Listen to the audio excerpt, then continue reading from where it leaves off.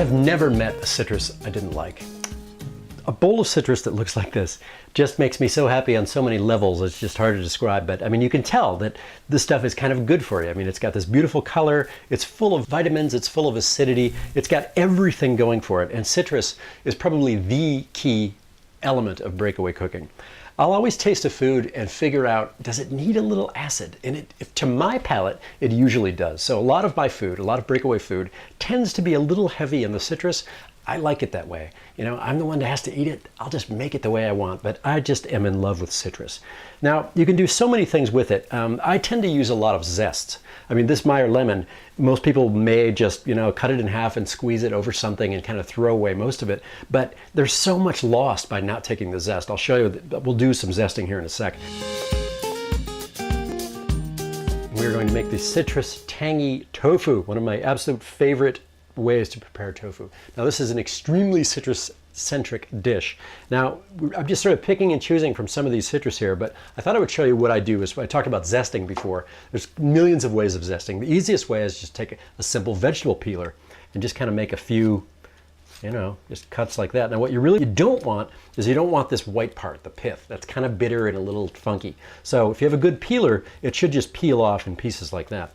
Then we have this 5-hold dedicated zester. Now this is a really nice little tool. You just sort of go along like that and you can make these really nice strips. Okay, something like that.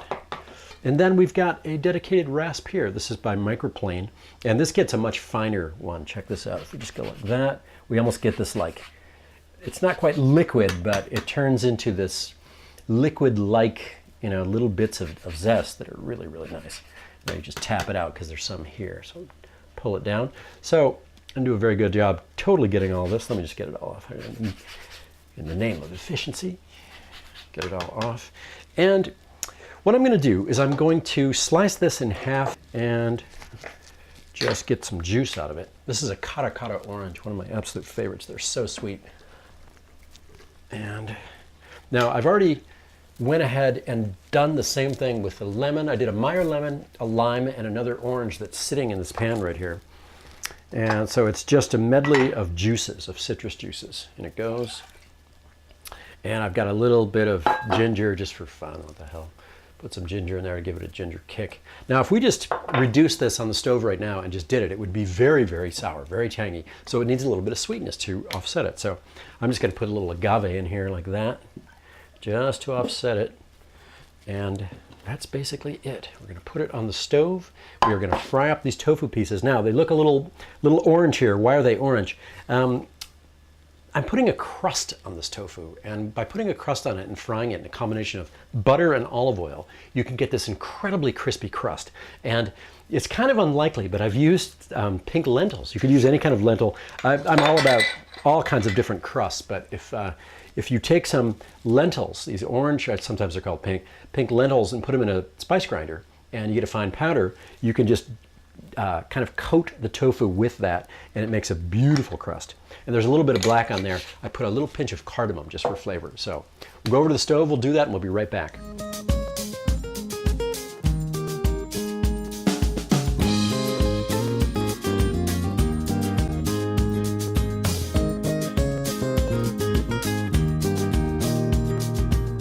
Okay, we have assembled the crispy, tangy citrus tofu. Here it is.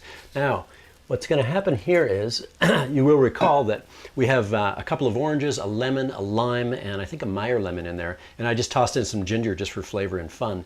And I'm just going to pour this directly into the plate. And the reason I'm using a sieve is to catch the ginger, just in case. I don't really want a ginger chunk here. So I'm just going to give it, you know, a somewhat generous little pour of citrus balm syrup.